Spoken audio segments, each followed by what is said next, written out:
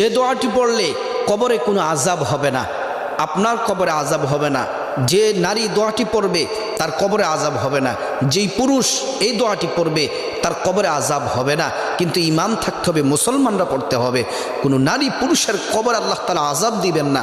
যেই কবরকে আমরা ভয় পাই, আল্লাহর হাবিবের সাহাবীরা যেই কবরকে দেখে বাচ্চাদের মতো হাউমাউ করে কান্না করত, আল্লাহ রাসূল বলেন এই কবর হচ্ছে আখিরাতের প্রথম মঞ্জিল, যেখানে কোনো বন্ধু নাই, বান্ধব নাই, মা বাবা নাই, আত্মীয় স্বজন নাই, কেউ নাই। সে অন্ধকার কবরে আপনার আযাব হবে না, আল্লাহ তাআলা ক্ষমা করে দিবেন যদি আপনি এই দোয়াটি যদি পড়েন।